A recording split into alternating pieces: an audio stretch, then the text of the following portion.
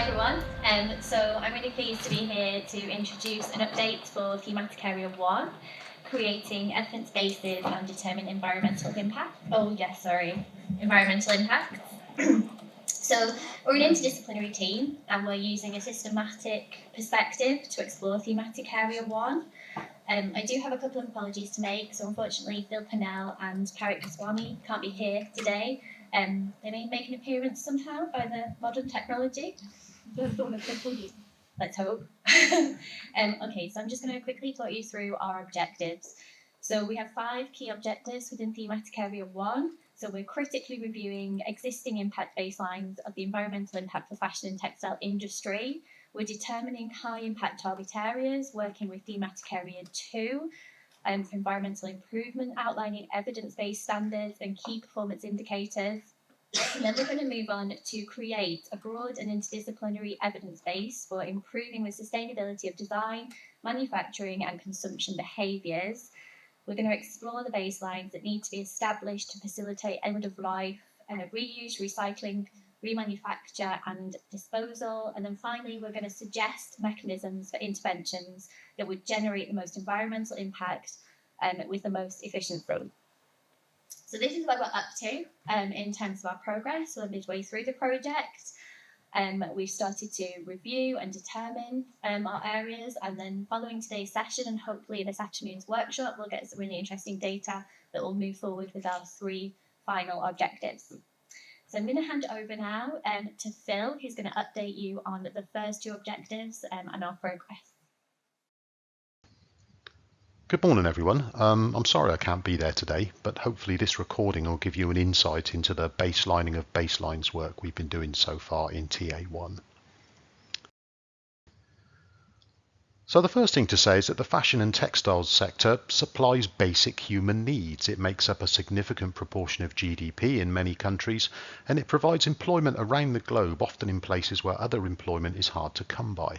And to provide this enormous social benefit necessarily requires many millions of tons of production of textiles every year, and an expanding global middle class is driving increases in production and demand. So it's no wonder that the sector has a significant environmental impact.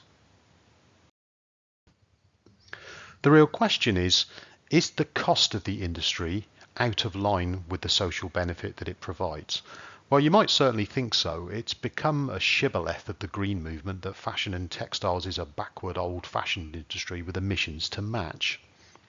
And statements like the ones you can see on the screen have become received wisdoms. They're presented as objective calculations by NGOs, and they're then quoted by policymakers, who in turn are quoted by the NGOs. It's a self-reinforcing system. And these statements are very rarely interrogated and they're never transparent. So in TA1, we've made a start on unpicking this, not to play down the impact of the industry, which is undoubtedly significant, but provide some clarity for those who wish to make progress. Let's turn to the carbon figure first. So 5 different NGO sources, which are quoted in 4 more sources, give a range of between 0.9 and 4 gigatons of carbon dioxide emissions per year associated with the sector. So a gigaton is 1 billion tons. And this is sometimes expressed as between 1.9% and 10% of global CO2 emissions. That's a factor of over 4 variation. The main academic source, which is the line in orange, gives a figure towards the top end of this range. So what's going on? Where's this variation coming from? Well, changes in system boundary, so do we include footwear or not, do we include non-clothing textiles or not, might account for some of it, but not all of it, given that most of these studies have very similar boundaries. Total emission figures can vary a bit, but not much. Mass flows are unlikely to be a major source of variation since most analysts use the same information. So what is it? The most likely candidate can be found in so-called inventory data. So all of these studies that we've looked at so far are essentially LCAs, or life cycle assessments. And while life cycle assessment is presented as some sort of arcane wizardry, it's in essence fairly simple. A life cycle assessment multiplies the amount of each material flowing through the system, that's A, by the per kilogram impact of each material, B. The problem is generic data for values of B for things like cotton or polyester is highly variable, often by an order of magnitude. So unless you have product and or process specific data available for large parts of your supply chain, then making decisions on what is or isn't a green material is unlikely to give sensible results. This variability and uncertainty is very rarely made transparent. Moving to the UK system, there's another source of variation that shows up an interesting trend. So an alternative way of measuring the impact of a sector is input-output analysis, which effectively allocates emissions to a sector based on its economic characteristics in a top-down manner. This is the method that His Majesty's government uses for national carbon accounts. And for textiles, it consistently gives much lower values when compared with the LCA-style bottom-up analyses that we saw earlier. The reason for this is not 100% clear, but it's most likely because textiles is a high volume, low value sector compared to, for example, electronics or pharmaceuticals. If this is the case, then the increasing divergence between the LCA and input-output analyses that you can see on the screen is a reflection of fast fashion trends as we use more and more physical resources to effectively generate the same amount of value. The picture's not a great deal clearer for water, with estimates of total water use in the sector varying by a factor of 3. And in any case, total water is not really the issue, but the use of water in regions where water for drinking and sanitation is already scarce. On this measure, textiles is responsible for about 7% of scarce water use, which is comparable with the growing of paddy rice.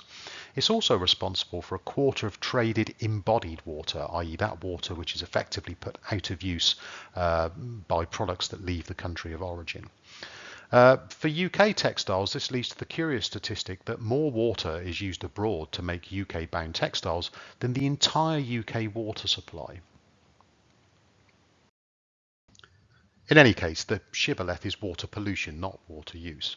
And this 20% figure is an object lesson in not following references to their source.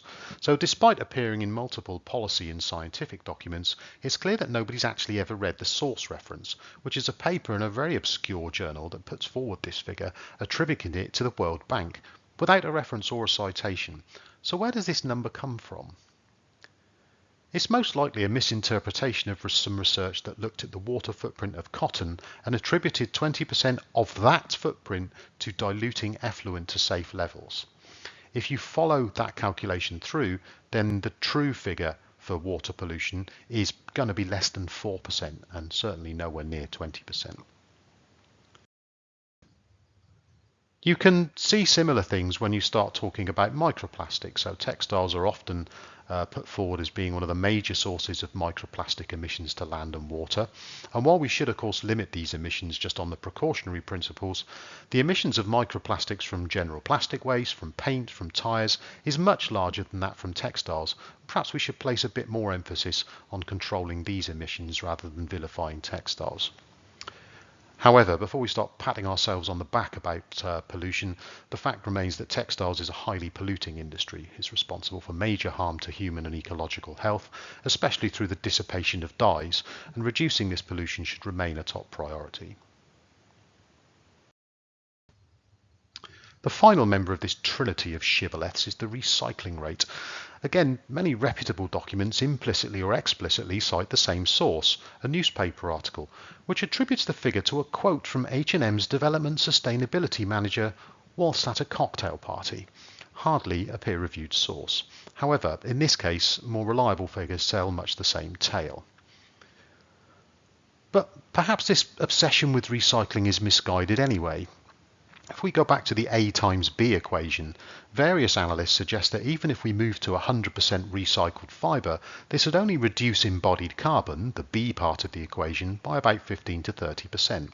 Since the A part of the equation, the amount of material flowing in the system, is growing by about 7% a year, this means that any savings we make by switching to recycled fibre would disappear within a few years anyway. We need to attack A as well as B, and this is where reuse comes in. Global estimates of reuse of clothing are highly variable, so here I'm going to focus on the UK situation. Even a fairly conservative estimate of the amount of UK clothes collected and reused each year, including a small proportion of those sent abroad, avoids the production of 200,000 tonnes of new clothes. That effectively reduces A by about 15%. For every additional 100,000 tonnes of clothes that are reused, we reduce the impact of UK textiles by about 5%. And importantly, this is a much more reliable reduction than those reductions which are associated with the B part of LCA. Increasing the reuse of clothes and importantly increasing the quality of used clothes so they become more desirable and each item displaces more items of new clothing is a much more powerful green lever than process efficiency, fibre switching or recycling. If we combine both approaches, so we attack A and B at the same time, then we could reduce the impact of the sector by up to 70% without reducing the utility that consumers get from clothing, i.e. still allowing new business models to thrive. So this is very much a work in progress. Numbers on their own don't change anything. What we need to do next is to draw the lines between this analysis and the analysis that Effie and her team have done in TA2 on eco labels to work out which of those actually measure A's and B's and which are just decoration. We also need to understand how we translate these numbers and metrics into action, and then in turn how we can more reliably and simply measure the effect of those actions and then optimize them accordingly. And I hope today will help you to help us in that endeavor. So thank you very much and enjoy the rest of your day.